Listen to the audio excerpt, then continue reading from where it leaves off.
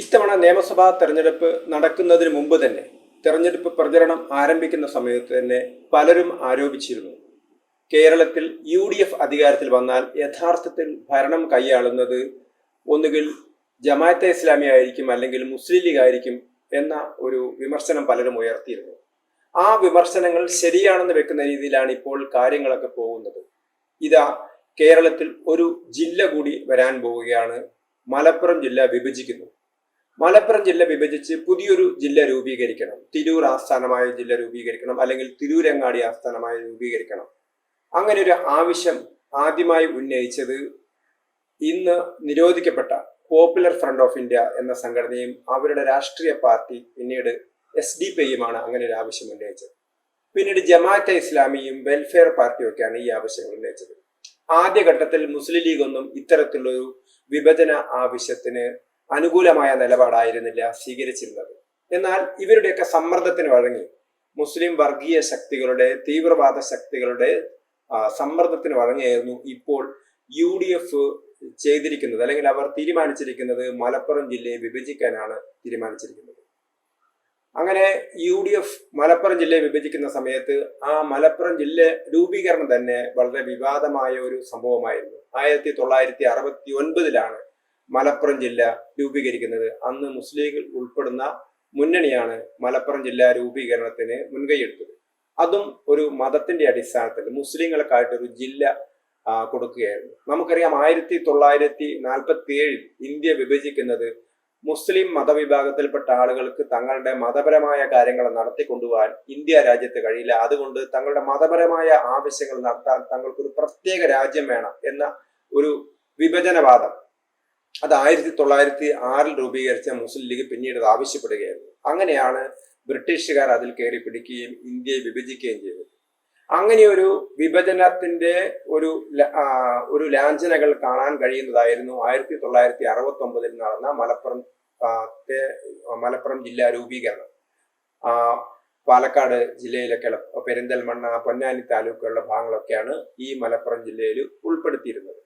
അപ്പൊ ഇങ്ങനെ നോക്കുന്ന സമയത്ത് വിഭജനവാദപരമായ അല്ലെങ്കിൽ ഒരു പ്രത്യേക സമുദായത്തിന്റെ താല്പര്യങ്ങളെ അല്ലെങ്കിൽ സമ്മർദ്ദ ഗ്രൂപ്പുകളുടെ താല്പര്യങ്ങൾക്ക് വഴങ്ങുന്നതായിരുന്നു അന്നത്തെ നിലപാട്. കാരണം മറ്റൊരു സ്ഥലത്തും അങ്ങനെ ജില്ലകൾ വിഭജിക്കുന്നില്ല.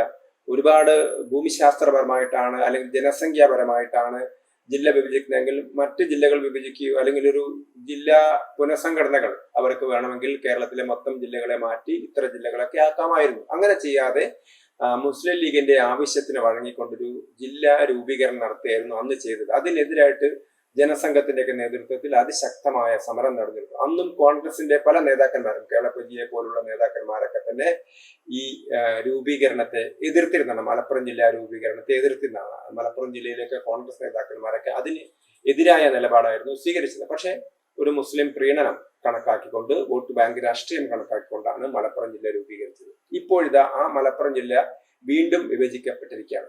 നേരത്തെ തന്നെ കേരളത്തിലെ ജനസംഖ്യാപരമായ ഡെമോഗ്രാഫി സംബന്ധിക്കുന്ന മാറ്റങ്ങളെ സംബന്ധിച്ചുള്ള ഒരുപാട് ചർച്ചകൾ ഇപ്പോൾ നടന്നു വരികയാണ്.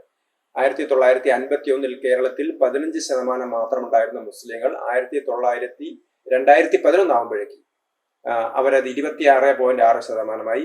ഈ ഒരു പോക്ക് പോവുകയാണെങ്കിൽ 2041 അതായത് 15 വർഷത്തിനുള്ളിൽ കേരളത്തിലെ ജനസംഖ്യ 45% മുസ്ലിങ്ങളായിട്ട് മാറും എന്നുള്ളതാണ് കണക്കൂട്ടൽ. അതായത് കേരളത്തിലെ ഏറ്റവും വലിയ മതവിഭാഗമായിട്ട് മുസ്ലിങ്ങൾ മാറും എന്നുള്ളതാണ് ഇപ്പോഴും കണക്കൂട്ടൽ. അപ്പൊ അതിന്റെയൊക്കെ ഒരു അടിസ്ഥാനത്തിലാണ് പുതിയ ജില്ലാ രൂപീകരണം ഉന്നയിക്കുന്നത്.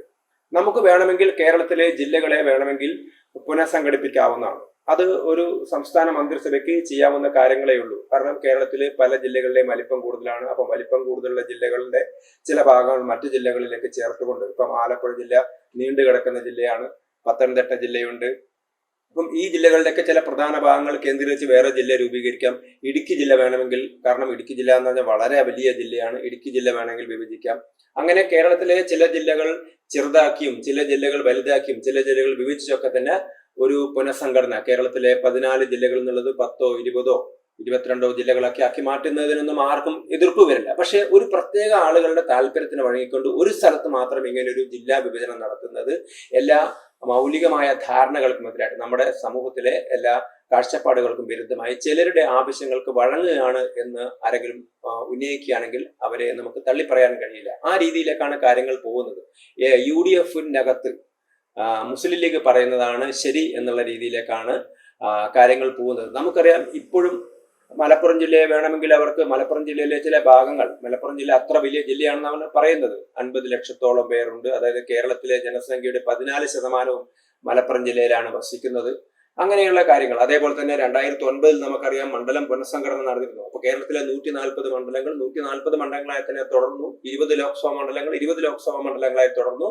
പക്ഷെ മണ്ഡലങ്ങൾ മാത്രം പുനർനിർണയം നടത്തി. അങ്ങനെ എന്ന സമയത്ത് നേരത്തെ 12 മണ്ഡലങ്ങൾ ഉണ്ടായിരുന്ന മലപ്പുറത്ത് 16 മണ്ഡലങ്ങളായിട്ട് വർദ്ധിച്ചു. കാരണം മലപ്പുറത്ത് ജനസംഖ്യാ നിയന്ത്രണങ്ങളൊന്നും ഉണ്ടായിരുന്നില്ല. കേരളത്തിലെ മറ്റ് ജനവിഭാഗങ്ങൾ, അത് ഹിന്ദുക്കളാണെങ്കിലും ക്രിസ്ത്യാനികളാണെങ്കിലും സംസ്ഥാന സർക്കാർ മുന്നോട്ട് വെച്ച ജനസംഖ്യാ നിയന്ത്രണം സർവാത്മന അവർ സ്വീകരിച്ച സമയത്ത് മലപ്പുറത്തെ ആളുകളൊക്കെ തന്നെ പള്ളിയിലെയും മതമേധാവികളൊക്കെ പറയുന്നതാണ് കേട്ടത്. അതുകൊണ്ട് മലപ്പുറത്തെ ജനസംഖ്യ വലിയ തോതിൽ വർദ്ധിച്ചു. 12 നിയമസഭാ മണ്ഡലങ്ങൾ 16 വർദ്ധിച്ചു.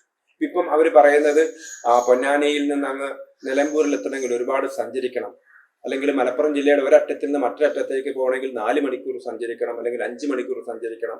16 നിയോജക മണ്ഡലങ്ങളുണ്ട്. അതുകൊണ്ട് മലപ്പുറം ജില്ല വിഭജിക്കുന്നതാണ്. അപ്പൊ എന്തുകൊണ്ട് മലപ്പുറം ജില്ലയിലെ പ്രധാനപ്പെട്ട ചില ഭാഗങ്ങളൊക്കെ പാലക്കാടേക്ക് കൊടുക്കാം, പെരിന്തൽമണ്ണയൊക്കെ പാലക്കാടേക്ക് കൊടുക്കാം, അല്ലെങ്കിൽ പൊന്നാനിയൊക്കെ വേണമെങ്കിൽ തൃശ്ശൂരിന്റെ കൂടെ ചേർക്കാം, ചില ഭാഗങ്ങൾ പാലക്കാടിന്റെ കൂടെ ചേർക്കാം, ചില ഭാഗങ്ങൾ കോഴിക്കോടിന്റെ കൂടെ ചേർക്കാം. അപ്പം ഒരു ജില്ലയുടെ വലിപ്പം അത്രയും വർദ്ധിക്കുകയാണെങ്കിൽ ആ ജില്ലയുടെ ചില ഭാഗങ്ങൾ മറ്റു ജില്ലകൾക്ക് കൊടുക്കാം.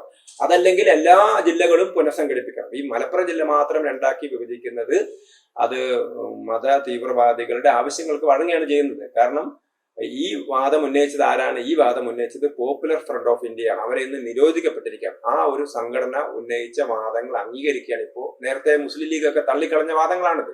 ആ വാദങ്ങൾ അംഗീകരിക്കുകയാണ് വി ഡി സതീശൻ സർക്കാർ ചെയ്യുന്നത്. അപ്പം വോട്ട് ബാങ്ക് രാഷ്ട്രീയമാണ് ഈ സർക്കാർ നടപ്പിലാക്കുന്നത് എന്ന് ആരെങ്കിലും പറഞ്ഞാൽ അവരെ കുറ്റപ്പെടുത്താനും കഴിയില്ല. കാരണം മുസ്ലിം ലീഗിന്റെ താല്പര്യത്തിന് വഴങ്ങുന്നു. മുസ്ലിം ലീഗ് വഴങ്ങുന്നത് തീവ്രവാദികളുടെ താല്പര്യത്തിനാണ് വഴങ്ങുന്നത്. അപ്പം ഇങ്ങനെ മലപ്പുറം ജില്ല വിഭജിക്കാനുള്ള തീരുമാനം അത് അങ്ങേയറ്റം, കാരണം ഇത് വലിയ പ്രതിഷേധം വിളിച്ചു വരുത്തുമെന്നുള്ളത് ഉറപ്പാണ്. ഒന്നുകിൽ സംസ്ഥാനത്തെ വിവിധ ജില്ലകൾ നിങ്ങൾക്ക് പുനഃസംഘടിപ്പിക്കാം, അല്ലെങ്കിൽ ഒരു ജില്ല മാത്രം പുനഃസംഘടിപ്പിക്കുന്നത് ശരിയല്ല എന്നുള്ള കാര്യമാണ് സംസ്ഥാനത്തെ ഭരണാധികാരികളെ ഓർമ്മിപ്പിക്കുന്നത്. നിങ്ങൾക്ക് ഭൂമിശാസ്ത്രപരമായോ ജനസംഖ്യാപരമായോ ഉള്ള മാനദണ്ഡങ്ങൾ വെച്ചുകൊണ്ട്, അല്ലെങ്കിൽ രണ്ടും കൂട്ടിച്ചേർത്തുള്ള മാനദണ്ഡങ്ങൾ ഉണ്ടാക്കി നിങ്ങൾക്ക് ജില്ലകൾ വിഭജിക്കാം. അതിൽ യാതൊരു തെറ്റുമില്ല. അല്ലാതെ ഒരു ജില്ല മാത്രം വിഭജിക്കുന്നത് ചില നിക്ഷിപ്ത താല്പര്യങ്ങളെ സംരക്ഷിക്കാൻ മാത്രമാണ് എന്ന ആരോപണം ഉയരുന്നുള്ളത് ഉറപ്പാണ്.